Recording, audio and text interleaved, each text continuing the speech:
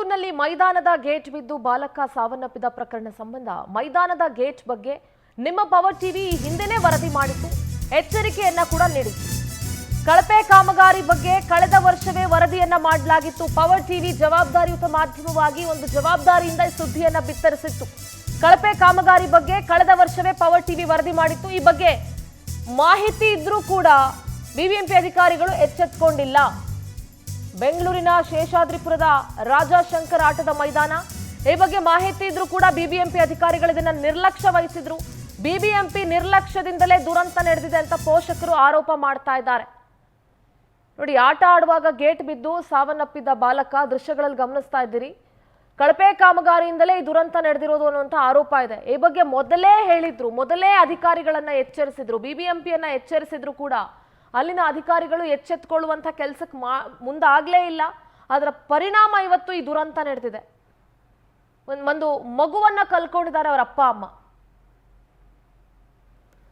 ನಮ್ಮ ಪ್ರತಿನಿಧಿ ಸುಷ್ಮಿತಾ ನೇರ ಸಂಪರ್ಕದಲ್ಲಿ ಜಾಯ್ನ್ ಆಗ್ತಾ ಇದ್ದಾರೆ. ಸುಷ್ಮಿತಾ, ಒಂದು ವಿಚಾರವನ್ನ ಮೊದಲೇ ಬಿಬಿಎಂಪಿಯ ಗಮನಕ್ಕೆ ತಂದ್ರು. ನೋಡಿ, ಇಲ್ಲಿ ಏನೋ ಒಂದು ಎಡವಟ್ಟಾಗಿದೆ, ಈ ರೀತಿ ಇದಾದ್ರೆ ಮುಂದೆ ಇನ್ನೊಂತ ಬಹಳ ಗಂಭೀರವಾದಂತ ಸಮಸ್ಯೆಗಳನ್ನ ಎದುರಿಸಬೇಕಾಗತ್ತೆ ಅಥವಾ ಇನ್ನೇನೋ ಒಂದು ಅನಾಹುತ ಆಗುತ್ತೆ ಅಂತ ಮೊದಲೇ ಬಿಬಿಎಂಪಿಯನ್ನ ಪವರ್ ಟಿವಿ ಎಚ್ಚರಿಕೆ ನೀಡುವಂತ ಕೆಲಸ ಮಾಡಿದ್ರು ಕೂಡ ಅಧಿಕಾರಿಗಳು ಎಷ್ಟು ದೊಡ್ಡ ಮಟ್ಟದ ನಿರ್ಲಕ್ಷ್ಯ ವಹಿಸಿದ್ದಾರೆ.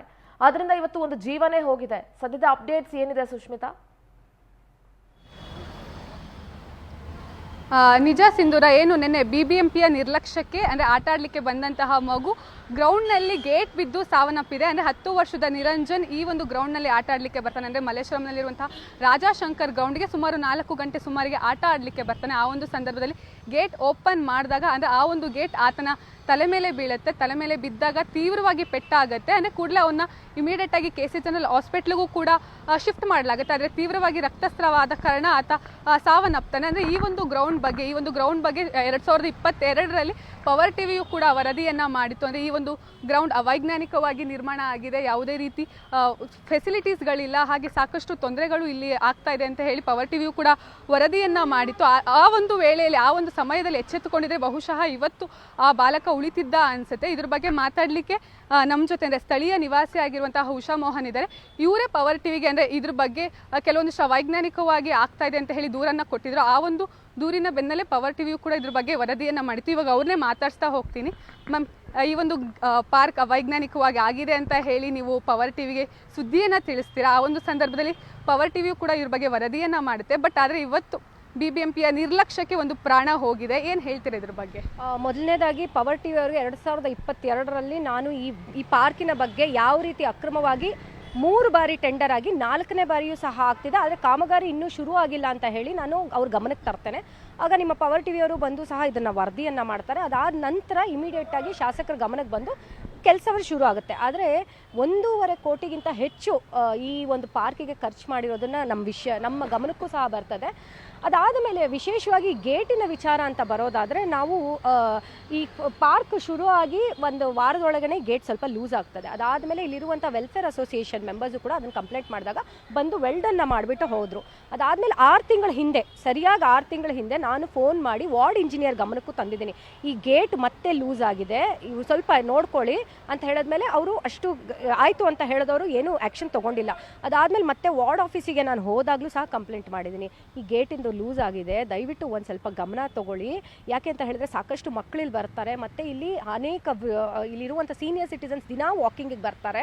ನನ್ನ ಮಗನೂ ಸಹ ದಿನ ಆಟ ಆಡ್ಲಿಕ್ಕೆ ಬರೋದಿದೆ. ಸೊ ಅದಕ್ಕೆ ಹಾಗಾಗಿ ನನಗೊಂದು ವಿಶೇಷವಾದಂಥ ಒಂದು ಗಮನ, ಈ ಗೇಟಲ್ಲಿ ನಾನು ಬರ್ತಾನೆ ಇರ್ತೀನಲ್ವಾ, ಸೊ ಹಾಗಾಗಿ ನನಗೆ ಇದು ಗಮನಕ್ಕೆ ಬಂದಿದ್ದನ್ನು ನಾನು 2 ಬಾರಿನೂ ಸಹ ಕಂಪ್ಲೇಂಟ್ ಮಾಡಿದ್ದೀನಿ. ಅದಾದ ಮೇಲೆ ನಿನ್ನೆ ಏನಾಗಿದೆ, 4 ಗಂಟೆ ಸುಮಾರಿಗೆ ಆ ಮಗು ಬಂದು ಈ ಗೇಟನ್ನು ಓಪನ್ ಮಾಡಿದೆ ಸೈಕಲ್ ತಳ್ಳಲಿಕ್ಕೆ. ಸೊ ಆ ಗೇಟ್ ಓಪನ್ ಮಾಡಿದಾಗ ಒಂದು ಗೇಟು ಒಂದು ಲಾಕ್ ಬಿಚ್ಕೊಂಡಿದೆ ಆಲ್ರೆಡಿ. ಅದು ಕಂಪ್ಲೀಟಾಗಿ ಬಿದ್ದಿರೋದ್ರಿಂದ ಮಗುಗೆ ತಲೆಗೆ ಏಟಾಗಿದೆ. ಇಮಿಡಿಯೇಟಾಗಿ ಒಂದು 20 ನಿಮಿಷದೊಳಗೆ ಪ್ರಾಣನೂ ಸಹ ಹೋಗಿದೆ. ಸೊ ಈ ರೀತಿ ಬಿಬಿಎಂಪಿಯ ನಿರ್ಲಕ್ಷ್ಯಗೆ ನಿಜವಾಗ್ಲೂ ಯಾರು ಉತ್ತರ ಕೊಡಬೇಕು? ಒಂದು ಬಿಬಿಎಂಪಿ ಅಧಿಕಾರಿಗಳು ಜವಾಬ್ದಾರಿ ತಗೋಬೇಕು, ಇಲ್ಲ ಸ್ಥಳೀಯ ಕಾರ್ಪೊರೇಟರ್. ಇವತ್ತು ಕಾರ್ಪೊರೇಟರ್ಗಳ ಅವಧಿ ಇಲ್ಲ. ಮತ್ತು ಬಿಬಿಎಂಪಿ ಇಂಜಿನಿಯರು ಆತನಿಗೆ ಫೋನ್ ಮಾಡಿ ಹೇಳಿ ಕಂಪ್ಲೇಂಟ್ ಕೊಟ್ಟರು ಸಹ ಯಾವುದೇ ರೀತಿ ಕ್ರಮ ತಗೊಂಡಿಲ್ಲ. ನಿನ್ನೆ ಶಾಸಕರು ಇಲ್ಲಿ ಬಂದಿದ್ದಾರೆ ಸ್ಥಳಕ್ಕೆ, ಅವರು ಆರೋಗ್ಯ ಸಚಿವರು ಕೂಡ ಅವರು ಬಹಳ ಒಂಥರ ಎಷ್ಟು ಚೆನ್ನಾಗಿ ಆನ್ಸರ್ ಮಾಡ್ತಾರೆ ಅಂದರೆ, ಗ್ರೌಂಡ್ ಮೇಂಟೆನೆನ್ಸ್ ನಮಗೆ ಬರೋದಿಲ್ಲ ಅಂತಾರೆ. ಗ್ರೌಂಡ್ ಮೇಂಟೆನೆನ್ಸ್ ನಿಮಗೆ ಬರೋದಿಲ್ಲ ಅಂತ ಹೇಳಿದ್ರೆ ಮತ್ತೆ ಇನ್ಯಾವ ಲಕ್ಷಣಕ್ಕೆ ನೀವು ಬರೀ ನಮ್ಮ ಹತ್ರ ಟ್ಯಾಕ್ಸ್ ದುಡ್ಡು ತೊಗೊಳ್ತೀರಾ? ಇನ್ನು ಎಷ್ಟು ಜೀವ ಹೋಗಬೇಕು? ಒಂದು ಕಡೆ ರೋಡ್ಗಳಲ್ಲಿ ಹಳ್ಳ ಬಿದ್ದು ಜನ ಸಾಯ್ತಾ ಇದ್ದಾರೆ, ಕರೆಂಟ್ಗಳಿಂದ ಸಾಯ್ತಾ ಇದ್ದಾರೆ, ಮರಗಳು ಬಿದ್ದು ಸಾಯ್ತಾ ಇದ್ದಾರೆ. ಮತ್ತೆ ಅದೊಂದೇ ಅಲ್ಲ, ಮೊನ್ನೆ ಯಾವುದೋ ಶಿವಾಜಿನಗರಲ್ಲಿ ಡ್ರೈನ್ ಓಪನ್ ಆಗಿ ಒಂದು ಹುಡುಗ ಸತ್ತೋದ. ಇಲ್ಲಿ ಒಂದು ಮಹಿಳೆಯರಿಗೆ ಸುರಕ್ಷತೆ ಇದೆ, ಅದು ನಮ್ಮ ವಾರ್ಡಲ್ಲೇ ಆಗಿದೆ.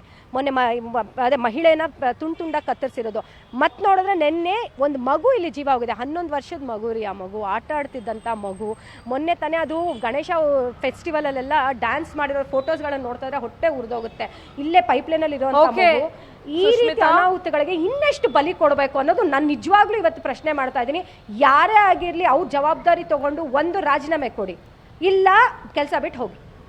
ಇದಿಷ್ಟು ಏನು ಸಿಂಧೂರ ಸ್ಥಳೀಯ ನಿವಾಸಿಗಳು ಹೇಳ್ತಾ ಇರುವಂತದ್ದು. ಒಟ್ಟಿನಲ್ಲಿ ಬಿಬಿಎಂಪಿ ನಿರೀಕ್ಷೆ ಪದೇ ಪದೇ ಎದ್ದು ಕಾಣಿಸ್ತಾ ಇರೋದು ಇಲ್ಲಿ ನೋಡಬಹುದು. ಅಂದ್ರೆ ಬಿಬಿಎಂಪಿಗೆ ಇನ್ನು ಎಷ್ಟು ಬಲಿ ಬೇಕು ಅನ್ನೋದು ಕೂಡ ಗೊತ್ತಾಗ್ತಾ ಇಲ್ಲ ಸಿಂಧೂರ. ಓಕೆ, ಥ್ಯಾಂಕ್ ಯು ಸುಷ್ಮಿತಾ ನಿಮ್ಮೆಲ್ಲ ಮಾಹಿತಿಗಾಗಿ.